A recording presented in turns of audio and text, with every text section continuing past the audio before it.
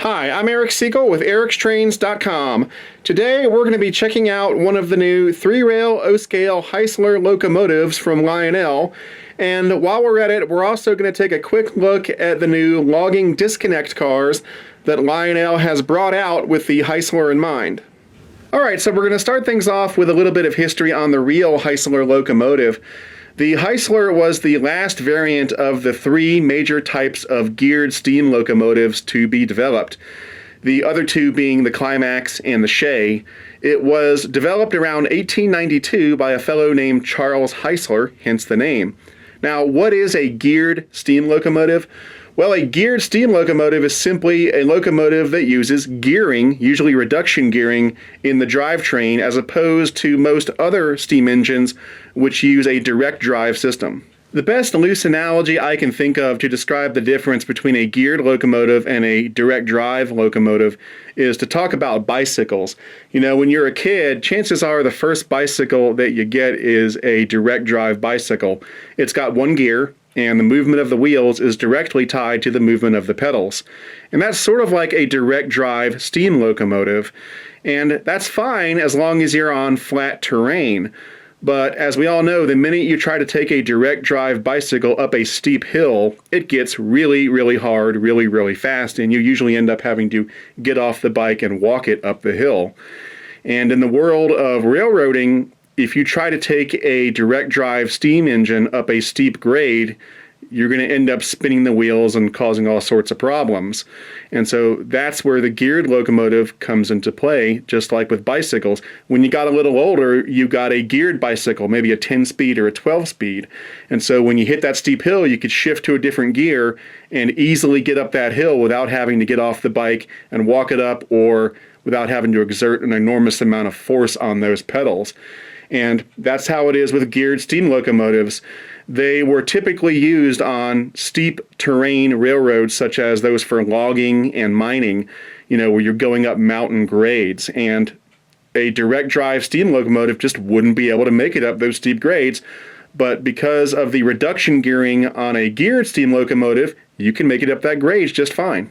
So because of their handiness on steep grades, pretty much any geared locomotive that you see, including Heislers, are going to be lettered for logging railroads or paper railroads or mining railroads and stuff like that. And if they're not lettered for that today, they're going to be lettered for some sort of scenic railroad. But at one point or another, they were used for logging or mining or something like that. So, as I said, the Heisler was designed in 1892, and they were manufactured all the way up until 1941. The vast majority of them were manufactured by Heisler Locomotive Works. There were over 625 Heislers manufactured. Today, there are 35 still in existence, and of those 35, 8 are still operational. Most of the Heislers were designed as either 3-truck or 2-truck variants. This is a 3-truck variant, and all 3 trucks are powered. The tender rides on top of the third powered truck back here. Now, number 91 here was originally manufactured for the West Fork Logging Company. Today, it is still in operation, and it runs for the Mount Rainier Scenic Railroad in Elba, Washington. So now that you've got a little bit of history and background on the Heisler, let's talk about Lionel's version of the Heisler. These were offered in the 2015 Volume 2 Lionel catalog, and they were offered in 6 different road names. There's the West Fork Logging number 91. In the catalog, it's listed as Mount Rainier Scenic Railway number 91. There's a Meadow River Lumber Company number 6, a Pickering Lumber number 10, a Cass Scenic Railway number 6, a Kinzua Pine Mills number 102, and a St. Regis Paper Company number 92. Now, it really doesn't matter which one you order, they're all pretty much the same, so everything you see in this review applies to the other road names as well. The only real difference that I could see in the catalog, at least, is that the Meadow River Lumber Company Heisler has a different spark arrestor on top of the smokestack, but other than that, they all look pretty much the same. Turning to some stats and facts on this model, the overall length of the engine is right at 15 inches. It's about 16 inches if you count the couplers. Now, the engine and the tender are sort of semi-permanently coupled together, but the weight of the engine is 3 pounds 8 ounces and the weight of the tender is 1 pound 4 ounces. That gives us a combined weight of 4 pounds 12 ounces. The pulling power of this engine is 1 pound 2 ounces, and that's with 18 volts of power on the track at 1.2 amps. And the minimum required curve for this engine is 0.31. So once again, we have an engine here that is very friendly to layouts with tight curves. On the inside, this engine is powered by a flywheel motor. I'd say it's a large flywheel motor, but it's not. It's pretty small because this is a small engine. There's also a dual smoke unit on the inside for the smokestack and the whistle steam smoke effect. And then back in the tender, we've got the electronics for legacy command and legacy rail sounds. As usual, there are 3 ways you can operate this engine. The preferred method is to use Lionel's legacy command system, as that will give you access to all of the engine's advanced features. However, you can also run the engine with Lionel's classic TMCC command system, or you can run the engine conventionally with just a transformer and some track. Now, it should be noted that unlike most other legacy engines that I've ever bought, this engine did not come with the orange legacy module that is used to load the engine info into the legacy remote. So you have to sort of do it all by hand, so to speak. So you program the engine into the legacy system as you normally would. But then after that, it's up to you to edit the engine and give it a name and a road number and so forth, because there is no orange module to do it for you. It's really not that big of a deal. It just means a little extra work on your part.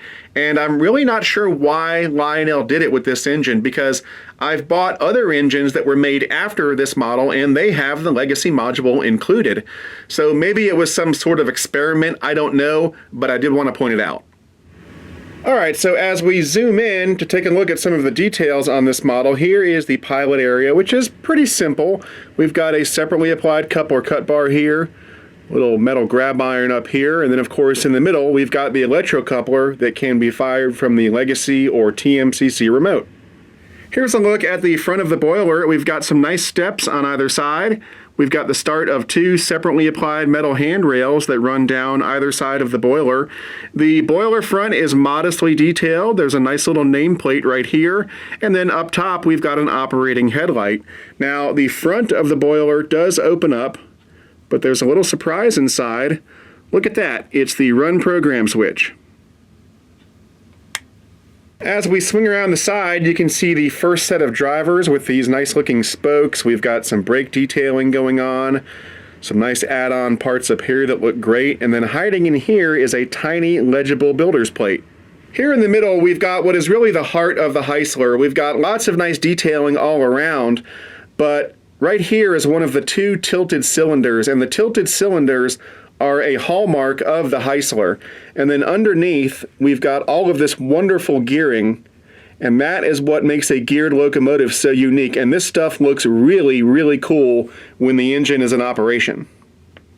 Toward the rear of the engine, we've got the rear set of power trucks. And again, they have those nice spoked drivers, and then we've got some nice steps going up to the cab. As we move up, here's a look at the side of the cab, and things look pretty good here. We've got some nice rivet detail going on, a couple of separately applied grab irons, got a nice little red window with a couple of clear plastic inserts on the inside, and then on the interior of the cab there are 2 hand-painted crew figures. There's a modestly detailed backhead, but that's okay because you're probably never going to see it because the cab is almost fully enclosed. And then there is a light on the interior of the cab, and that light does turn off when the engine starts moving. Up on top of the engine, behind the headlight, we've got the continuation of the 2 metal handrails that run down either side of the boiler. Then we've got some nice add-on piping, and we've even got some hand-painted detailing going on. It looks great. And then we've got the smokestack, and what a beautiful smokestack we have here. Now, there is a fan-driven smoke unit down in there, and as always, to load smoke fluid into the smoke unit, you simply pour the smoke fluid directly down the stack. Now, on this engine, you have to pull back the spark arrestor and then pour your smoke fluid down the stack. Now, when you add smoke fluid to the stack, you're not only supplying smoke fluid for the smokestack smoke, but also for the whistle steam smoke effect, which I'll show you in just a minute. Now, for you newbies out there, you may be wondering, what is a spark arrestor? Well, as its name implies, its job is to prevent sparks from flying out of the top of the stack. Now, why would you want to do that? Well, remember, most of these engines were used in logging operations, and so these things were up in heavily wooded areas, and the last thing you would want would be for a spark to fly out of the smokestack and start a forest fire. And so for that reason, they were outfitted with these spark arresters. Now, in this model, the spark arrestor is a fine mesh screen, so the smoke can get through. And the result is that the smoke on this engine looks really cool when it comes out of the stack. You'll see it in just a couple minutes. Behind the smokestack, we've got a nice looking sand dome with the number 91 on it. Then we've got a little brass bell back here. And then we've got the steam dome, and there's the whistle. And if you look closely, there's a hole right here for the whistle steam smoke effect. And for the uninitiated, what happens on this engine is when you blow the whistle, it shoots smoke out of this hole, and that gives the illusion of steam shooting out of the whistle. It looks really cool.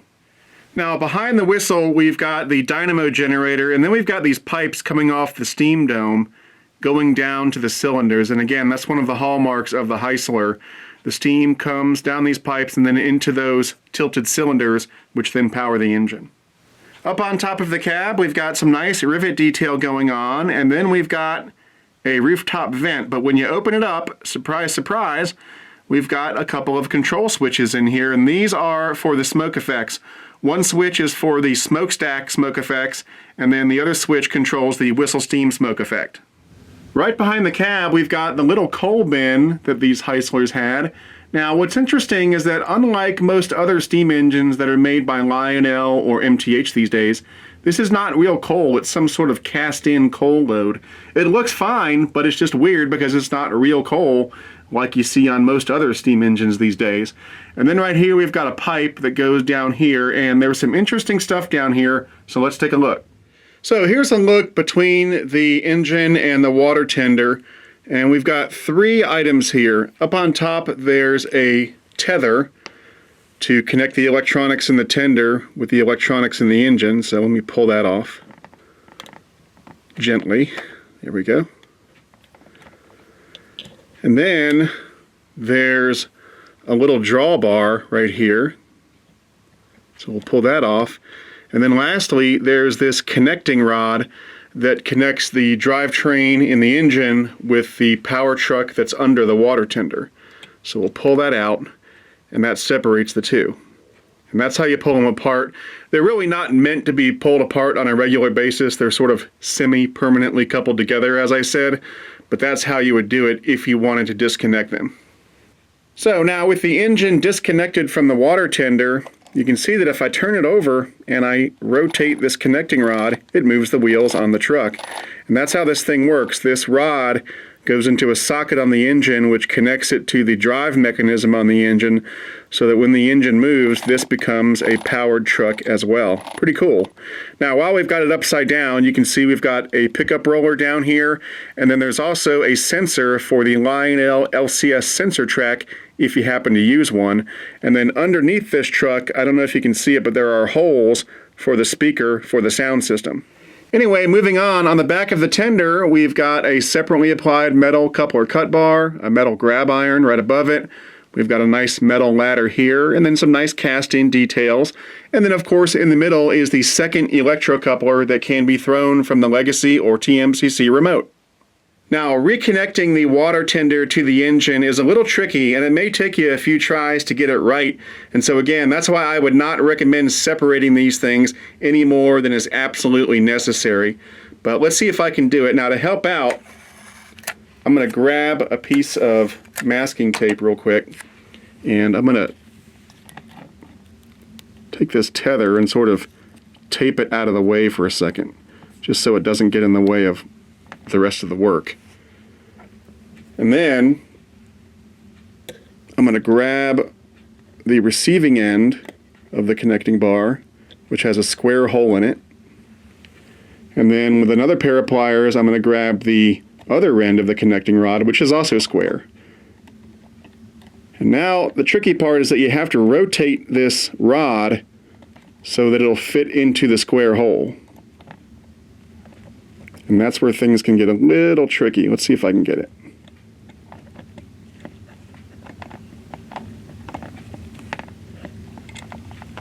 There we go. Okay. So now that's in there. Now I'm going to grab that drawbar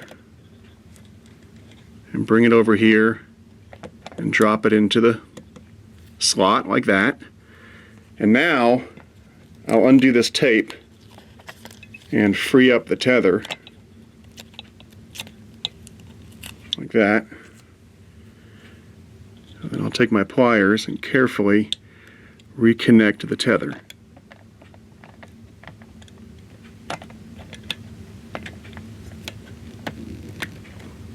Like that. Here's a look at the underside of the engine. We've got one pickup roller on the front truck, and then there's another one back on the truck under the tender that you'll see in just a minute. And then we've got all this wonderful gearing down here. It looks awesome. And then on the middle truck here, we've got traction tires on the front axle. Okay, the last thing we're going to do before we fire the Heisler up is BFIMO, best feature in my opinion. My favorite feature of the Heisler is something that's small, but I think it's really neat, and it's the spark arrestor that they put on top of the smokestack. I just think it's really cool because it makes the smoke output look unlike any other engine that I have in my collection, and when you've got a collection that's as large as mine, different is good, and the smoke coming from this engine certainly looks different, and I just think it's a cool touch. So BFIMO for me is the spark arrestor. One last thing that I want to do before we start up the Heisler is to show you one of these logging disconnect cars that you're going to see riding behind the Heisler today. Now, these are not included with the Heisler when you buy it. They're sold separately, but Lionel sort of made these with the Heisler in mind, and as you can see, they look great. They're very simple and yet very elegant. They've got two die-cast metal sprung trucks, and then on each truck there are two non-operating couplers, as well as a nice-looking brake wheel. And then there's a chain that goes over the log, and then the log itself is what holds the two trucks together. That's why it's called a disconnect, because without the log, they would be disconnected. And then on each truck, there are spikes that go up into the log to hold it in place, and that's how the whole thing works. Now, the log itself is made of plastic, and it's not the most realistic looking thing in the world, but it's okay. But, you know, if it's a problem, you could always go into your backyard and cut off a piece of real wood and swap it out and have something that looks much more realistic. Now, the other thing I want to point out is that I've weathered these cars, so they look a little more used and worn than they do when they're brand new. When they're new, they have nice shiny black trucks and black chains, but I did some weathering to make it look a little more realistic. But anyway, yeah, this is one of the disconnect cars, and the disconnect cars are one of many cars that Lionel is bringing out that are sort of meant to go with the Heisler or a Shea or a Climax or in any other situation where you have sort of a backwoods logging operation or a mining operation or something like that. So later this year, Lionel is going to be coming out with a miniature caboose, a tank car, a gondola, a flat car, and a box car to go with these. So it should be a lot of fun, and I'll show you those when those arrive. All right, now comes the fun part. Let's go ahead and start this puppy up. This is the tower. Do you read me? Over. Roger that. Read you loud and clear. Start her up and stand by to pull. Roger. Out.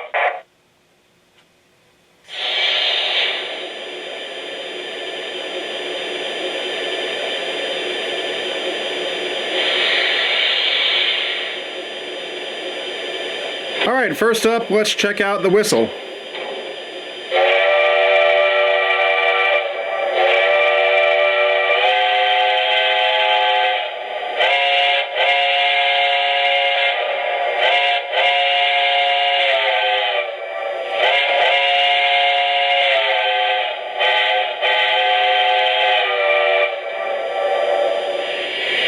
And now the bell.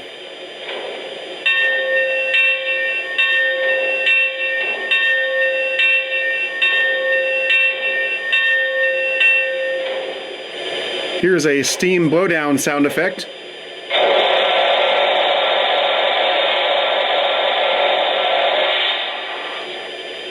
Here's the sound of water being added to the tender.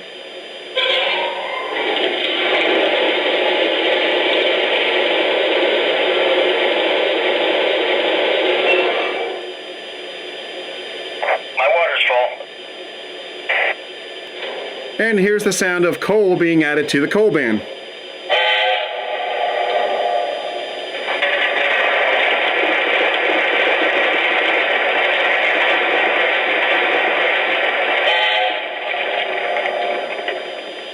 My coal is full. Out. And finally, here's the always popular crew talk sound effects. This is the Yardmaster. Please stand by. Over. Yes, sir. Holding for a clear lead. Out. This is the tower. The lead is all clear. Over. Thank you much. I've got clearance to pull. Out. My coal is full. Out. Tower, am I clear to make a move? Over. Negative. Please hold. Over. Understood. Standing by. Out.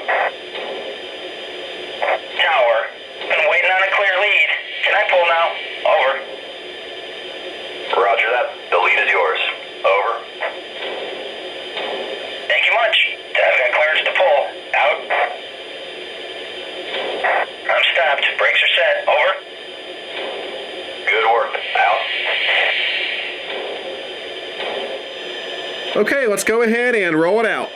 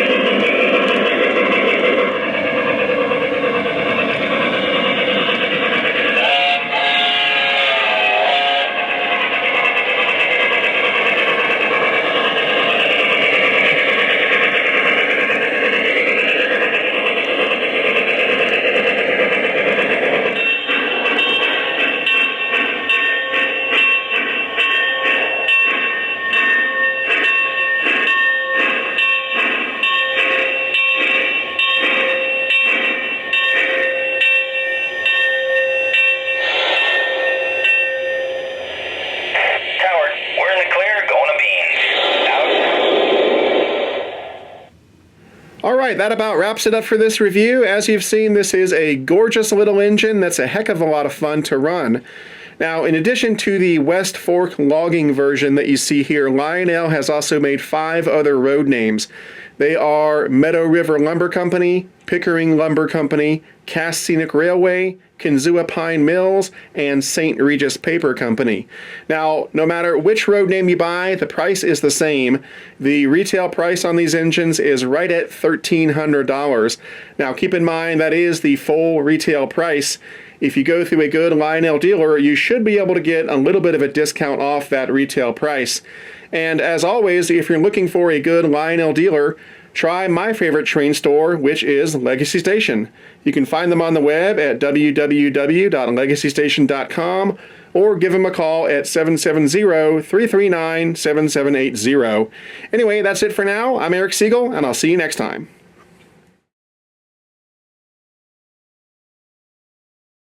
To discuss this model or any other O-Gauge trains and to meet other O-Gauge modelers, check out the O-Gauge Railroading Magazine online forum at ogrforum.ogaugerr.com.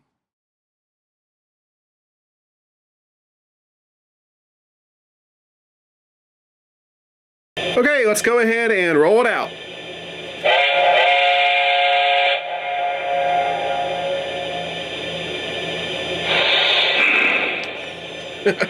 Wrong direction.